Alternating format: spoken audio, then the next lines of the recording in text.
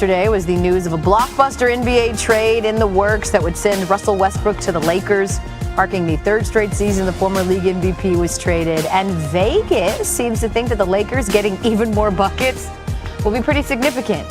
Ryan, there's just going to be so many buckets there. Not enough balls. So many.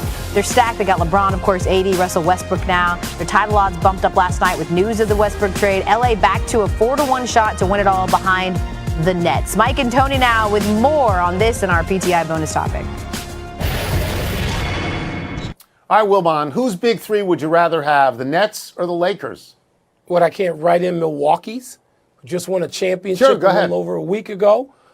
Tony, I'm not as covetous of these, sort of super team arrangements, these two, as most other people who follow basketball crazily like I do am.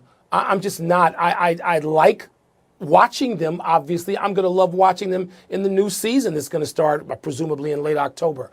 I think that the Nets, if they can stay healthy, and that's a big phrase for this year too, Tony, I think it takes some time to get used to each other, even if you like each other, and the Nets certainly seem to do that. And I think the Lakers are going to need some time, particularly to play with Russell Westbrook. You know this from Washington this past year. It took him about a quarter of the season, or a third of the season, actually, to get going. And when he got going, my God, it was spectacular. But the time it takes you can finish back up the track, and other teams will have home court, and they don't necessarily need that disadvantage. So I think the Nets narrowly, at least for this year.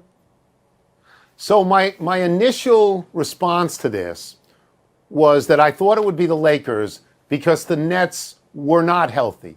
All of them were hurt.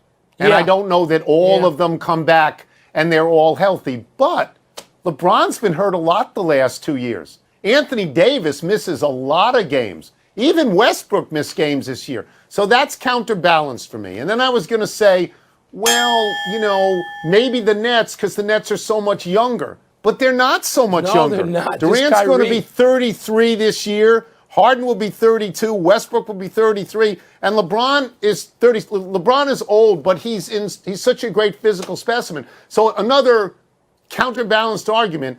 The one thing I'll say now, and it probably will sound crazy to you, is I believe at the moment that the West is somehow easier to win for the Lakers than the East is for the Nets. Ooh.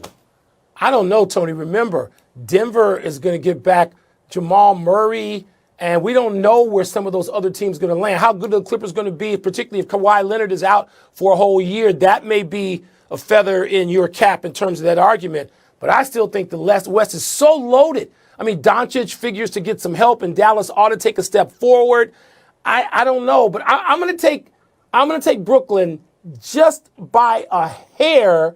And let's destroy this videotape so I don't have to justify it later. That's great. You took a hair is something neither you nor I have at the moment. Don't know much about so taking them by a hair is very good. That's right. That's it. We're done. Also, Westbrook putting the West in Westbrook. He's hanging out there after just one season in the district where he averaged for the fourth time in 5 seasons a triple-double for the year.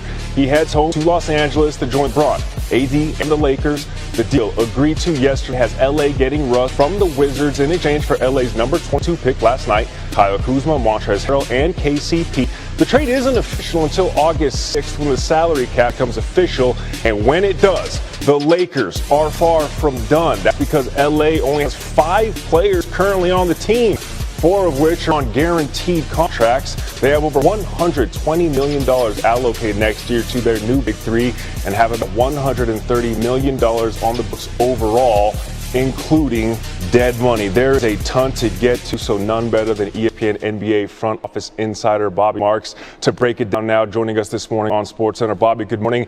How do the Lakers now fill out the rest of that roster?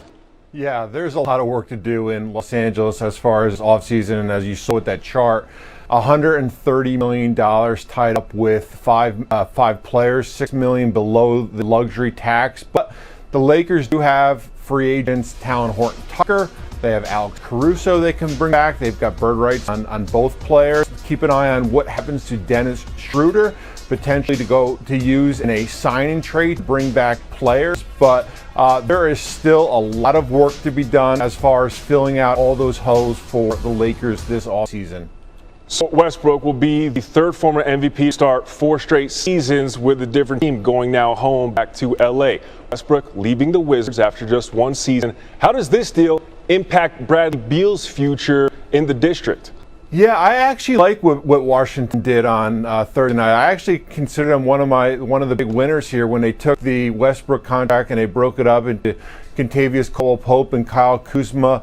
Players like that. And I think what's going to happen now is that GM Tommy Shepard, he's going to have to sell the future to Bradley Beal. He is going to have to show him how this roster is going to look potentially in 2022, which is next year, when they could have $25 to $30 million in cap space. And you're almost going to have to treat Beal like a free agent. You are going to have to recruit him. He's extension eligible starting on October 1st. And you are going to have to show him what this roster is going to look like, not just now, but also in the future. Beal entering the last year of that contract, like mentioned, poised to be a free agent next offseason. Bobby Marks joining us this morning on SportsCenter. Make a pick, but they made the biggest move of the offseason so far, agreeing trade for Wizards guard and LA native Russell Westbrook. The Wizards will receive Kuzma, KCP, Montrez, and the rights to number 22 pick Isaiah Jackson, which has since been dealt to Indiana. The Wizards will also send Lakers 2 future second-round picks. Russell Westbrook is going to be a Los Angeles Laker after all these years. Remember, he played his high school basketball here. He went to UCLA.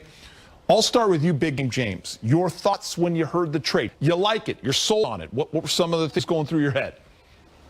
He's an old boy, and he's back home, and I'm totally sold on it, 100%. To be able to acquire a player like Russell Westbrook at this stage of his career, where he pretty much knows what he wants, what he needs to do, and to land him with LeBron at LeBron's stage of his career, he's a closer. He's a proven closer, a proven guy. Comes every night, plays hard. When he gets going, he's not a great three-point shooter, but he puts so much pressure on the defense. He can pull up for those 15-footers, but I think his leadership, let's say LeBron's out of the game, or I think it's someone that, we can rely on with the ball in his hands. I think it's a great mix. He wants to win a championship. He really wants to win a championship, and I think that's a big deal for him, So he's going to do whatever it takes, whatever attitude he needs to have, whatever game he needs to play. I think he and LeBron kind of understand each other. I think it's lethal that we get a player like that. He's got 2 hearts in his chest. He does. And he doesn't take nights off. No, he does not. Yeah, great calls, James, right there for sure. This guy just doesn't give up. He never stops. He will definitely help the Lakers pace, which was a pretty pedestrian 16th in the NBA last season. That's going to change right now.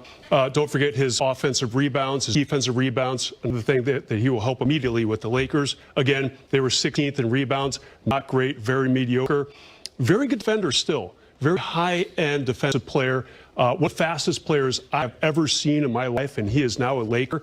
I guess not officially. It's going to happen in about a week officially, but both teams have agreed to it. A huge pickup for this franchise. I mean, he averages triple doubles throughout the whole season. And Ali, I guess, listen, you're going to go on social media. You're going to talk to friends. Everyone's going to have an opinion. What box does it check? How does he fit? All that stuff, and we'll dive into it. But one thing is clear: it is hard to get a future Hall of Famer on your team when you already have a couple others on there. And the Lakers did that. I think the one thing, because when you talk about boxes, it checks. There's a lot of people talking about the one box that's been preached about, not just this offseason, but for so many offseasons. When you're surrounding a great like LeBron James, and you have the talent and the superstar caliber player Anthony Davis, shooting is a must. And so when you pick up Russell Westbrook and you want to say, but he can't shoot, excuse me. He is a future Hall of Famer. For the last 5 seasons, as we know, he averages a triple-double. He is an enforcer. You talk about the pace, the tempo. What can't this guy do? The stability, the way in which he approached the game, you talked about it. He will not cheat you with effort. This is huge. I said it last week on the show. You did. I struggled to step aside and not be excited about this. I'm over the moon, through the sun. The one thing that I will say that I'm really glad about all of this is on the podcast, you were willing to give up yourself for another guy on the West Coast. And we got Russell Westbrook and get to keep you. And I'm staying. I was trading myself and Zeffy, my dog. We were going to leave for 2 years to Portland. We did talk about that. I said I would have done that, but you know what? I get to stay, and we have a future Hall of Famer. I think that is fantastic. Big game.